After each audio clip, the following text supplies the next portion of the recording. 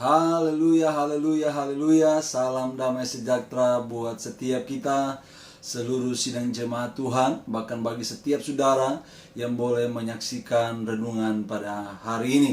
Kita akan terus belajar kebenaran-kebenaran firman Allah. Saya terus berdoa dan berharap saudara terus memiliki kerinduan akan Tuhan.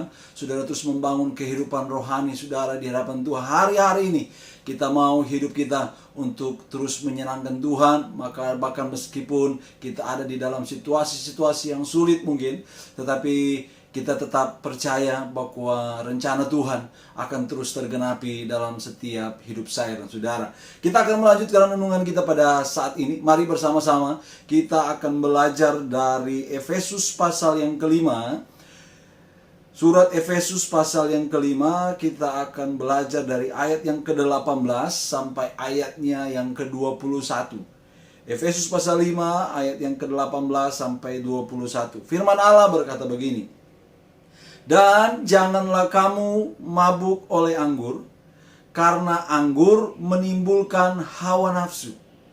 Tetapi hendaklah kamu penuh dengan roh, dan berkata-katalah seorang kepada yang lain dalam mazmur, kidung puji-pujian dan nyanyian rohani. Bernyanyi dan bersoraklah bagi Tuhan dengan segenap hati. Ucaplah syukur senantiasa atas segala sesuatu dalam nama Tuhan kita Yesus Kristus kepada Allah dan Bapa kita. Dan rendahkanlah dirimu seorang kepada yang lain di dalam takut akan Kristus. Ya, firman Allah yang sudah seringkali mungkin kita dengar, seringkali kita baca. Tetapi hari ini saudara, kalau kita melihat ini ada satu pesan, ada satu perintah yang ditekankan oleh Paulus kepada jemaat yang ada di Efesus. Saya sudah tidak lagi akan berbicara bagaimana kondisi jemaat pada saat itu, tetapi ada poin-poin penekanan yang terus diajarkan oleh Paulus kepada jemaat Tuhan, dan salah satunya yang akan kita belajar adalah dalam Efesus pasal 5 ayat 18-21. Firman Allah berkata begini. Dan janganlah kamu mabuk oleh anggur, karena anggur menimbulkan hawa nafsu. Tetapi hendaklah kamu penuh dengan roh. Ada sebuah perintah, ada sebuah penekanan, ada sebuah anjuran, ada sebuah nasihat yang disampaikan oleh Paulus kepada jemaat Tuhan yang ada di Efesus. Dia bilang apa? Hendaklah kamu penuh dengan roh. Kata penuh dengan roh ini bukan berbicara soal kuantitas hidup, saudara. Bagaimana kosong terus diisi, tidak. Tetapi ketika saya menyelidiki kata penuh dengan roh ini berkaitan dengan sebuah kualitas. Maksudnya apa gitu ya? Bahwa kita, saya dan saudara, ketika kata dipenuhi ini, kita adalah orang-orang yang dikuasai oleh Roh Kudus. Hendaklah hidup saya dan hidup saudara dikuasai oleh Roh Kudus, ya. Paulus membandingkan bagaimana seseorang yang dikuasai oleh anggur, ya, dikuasai oleh anggur sehingga apa? Mereka menjadi mabuk. Paulus membandingkan dengan apa? Seseorang yang hidupnya dikuasai oleh Roh Kudus, gitu ya. Sebab itu di ayat-ayat berikutnya Paulus menjelaskan bukti, gitu ya. Atau dengan kata lain, mengapa sih saya dan saudara ini harus dipenuhi oleh Roh Kudus? Kenapa penting banget setiap saya dan saudara harus dikuasai oleh Roh Kudus? Apa manfaatnya? Apa gunanya? Apa faedahnya bagi saya dan saudara? Di ayatnya yang ke-18 dan 19, khususnya ayat 19, Paulus berkata begini ya. Dan berkata-katalah seorang kepada yang lain dalam mazmur, kidung puji-pujian dan nyanyian rohani. Bernyanyi dan bersoraklah bagi Tuhan dengan segenap hati. Kenapa saya dan saudara harus penuh dengan Roh Kudus? Karena Roh Kudus yang memampukan, ya. Roh Kudus yang memampukan saya dengan saudara untuk tetap bersuka cita. Haleluya. Kalau kita baca di ayat yang ke-19, ayat ke-19, Roh Kudus yang memampukan saya dan saudara untuk kita bermazmur, untuk kita berkata-kata kepada seorang dengan yang lain, dengan mazmur, dengan kidung puji-pujian, dan nyanyian rohani. Bahkan Roh Kudus yang memampukan bagi saya dan saudara untuk kita bersorak kepada Tuhan. Kenapa sampai Paulus memberikan anjuran ini, nasihat ini, perintah ini kepada jemaat Tuhan, supaya hidupnya dikuasai atau dikendalikan oleh Roh Kudus. Karena Roh Kudus yang memampukan saya dan saudara untuk tetap bersukacita. Haleluya. Saya mau bilang bahwa sukacita di sini sebenarnya bukan soal perasaan senang, saudara. Sukacita di dalam Alkitab tidak selalu berkaitan dengan perasaan senang. Tapi saya mau bilang bahwa sukacita di dalam hal ini, saudara, adalah perasaan puas dan percaya kepada Tuhan. Di dalam keadaan apapun yang dihadapi atau terjadi dalam hidup kita. Jadi bukan soal perasaan senangnya gitu ya. Tetapi bagaimana kita tetap puas, bagaimana kita tetap merasa cukup, bagaimana kita tetap percaya kepada Tuhan di tengah kesulitan apapun yang sedang kita alami. Ya. Kalau sukacita oleh anggur, ya, sukacita yang disebabkan oleh anggur, kita menjadi mabuk gitu ya. Dan katanya sukacita itu hanya sebuah perasaan yang bersifat sementara. Tetapi sukacita orang percaya yang dikerjakan oleh Roh Kudus adalah sukacita yang membuat kita tetap bersyukur, membuat kita tetap merasa puas dan tetap percaya kepada Tuhan di tengah kesulitan apapun yang sedang kita alami hari ini. Coba saya akan bandingkan kepada saudara dalam Filipi pasal yang keempat ayat 10 sampai ayat ke-11. Paulus berkata begini ya kepada jemaat yang ada di Filipi. Filipi 4 ayat 10 sampai 11 dia berkata begini. Aku, ya, dia bilang Paulus, aku Paulus sangat bersukacita dalam Tuhan. Kok bisa gitu ya? Bahwa akhirnya pikiranmu dan perasaanmu bertumbuh kembali untuk aku. Memang selalu ada perhatianmu, tetapi tidak ada kesempatan bagimu. Ku katakan ini bukanlah karena kekurangan. Sebab aku, dia bilang Paulus, telah belajar mencukupkan diri dalam segala keadaan. Kalau boleh saya bilang begini ya. Ayat 10 ayat 11 saya mau sambung bilang begini. Aku Paulus sangat bersukacita dalam Tuhan. Sebab aku telah belajar mencukupkan diri dalam apa? Segala keadaan. Haleluya. Ya. Kenapa Paulus bisa bersukacita? Karena dia telah belajar puas. Dia telah belajar cukup dengan segala keadaan yang sedang dia alami, yang sedang dia hadapi. Ya. Saya tidak tahu keadaan apa yang sedang saudara lagi alami hari-hari ini, gitu ya. Tetapi, gitu ya, ternyata untuk kita bisa tetap percaya, tetap merasa puas dengan keadaan kita, itu semua kemampuan yang hanya bisa dikerjakan ketika hidup saya dan hidup saudara dikuasai oleh Roh Kudus. Haleluya, gitu ya.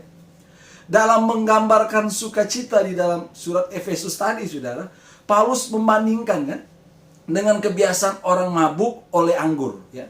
Saudara mungkin ingat waktu peristiwa Pentakosta, ketika murid-murid, ya, orang-orang percaya yang berkumpul di satu tempat, mereka dipenuhi oleh Roh Kudus. Banyak orang yang nyinyir waktu itu kan, menyindir mereka. Ini kan masih siang gitu ya. Kayaknya mereka ini mabuk oleh anggur gitu ya. Tetapi kalau Bapak Ibu baca di dalam Kisah Rasul pasal 2 ayat 13 sampai 15, firman Allah berkata gini. Saya baca buat saudara. Tetapi orang lain menyindir, mereka sedang mabuk oleh anggur manis gitu. Maka bangkitlah Petrus berdiri dengan ke-11 rasul itu, dan dengan suara nyaring ia berkata kepada mereka, "Hai kamu orang Yahudi dan kamu semua yang tinggal di Yerusalem, ketahuilah dan camkanlah perkataan ini. Orang-orang ini tidak mabuk seperti yang kamu sangka, karena hari ini baru pukul 9." Gitu ya. Ada seperti sukacita. Mungkin kebanyakan orang melihat kok sukacita yang dialami murid-murid seperti sukacita yang kelihatannya seperti dialami waktu orang mabuk oleh anggur. Tapi mau saya bilang begini. Ketika orang mabuk oleh anggur, mereka tidak sadar diri sebenarnya, gitu ya. Bahkan Markus bilang mereka mempermalukan diri sendiri. Ya. Tetapi saudara, ketika kita dikuasai oleh Roh Kudus, ya, kita mengalami sukacita yang sejati. Dan hidup kita, ya, justru memuliakan Tuhan. Karena apa? Roh Kudus yang menguasai saya dan saudara, gitu ya. Kalau orang mabuk, boleh saya bilang ya, orang mabuk kalau nyanyi lagu itu, ya lagunya pasti lagu-lagu galau, saudara ya. Hancur, hancur, hancur hatiku, gitu ya. Hancur, hancur, hancur hati. Itu kalau orang mabuk oleh anggur. Tetapi ketika orang percaya yang dikuasai oleh Roh Kudus, dipenuhi oleh Roh Kudus, ya, dia bukan sayang diri, tapi dia sayang Tuhan, saudara. Dia pasti akan nyanyi lagu, betapa baiknya Engkau Tuhan, gitu ya. Kasih-Mu tiada berkesudahan. Bagaimana hidup kita hari-hari ini? Apakah kita hari-hari ini dikuasai oleh Roh Kudus, atau kita justru dikuasai oleh, Yesus bilang, dunia ini, gitu ya.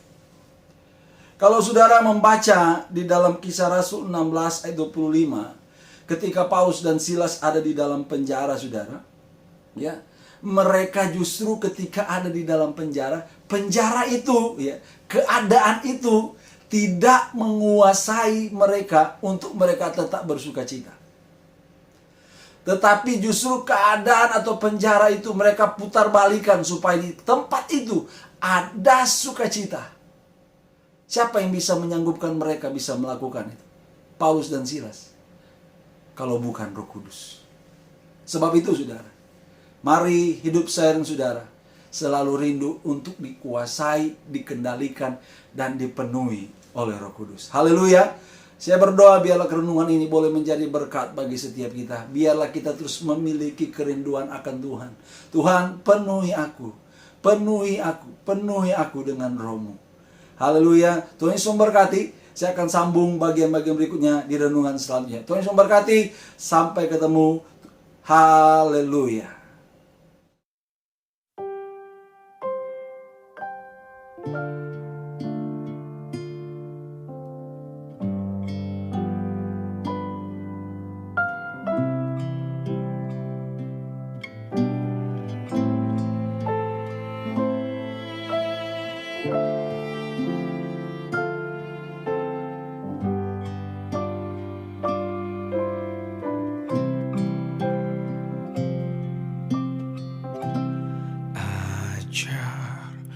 Ku mengerti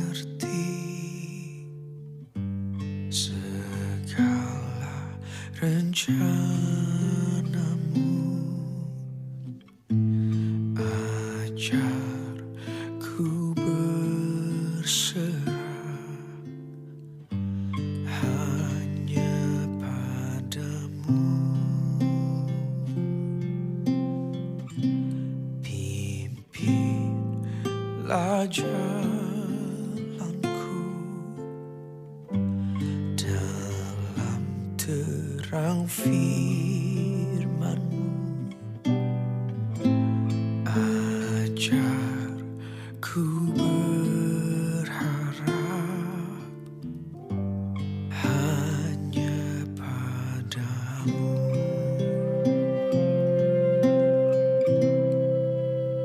Bapakku,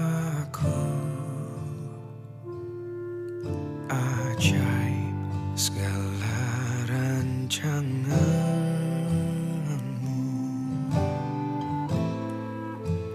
Tuhanku, heran perbuatan-Mu.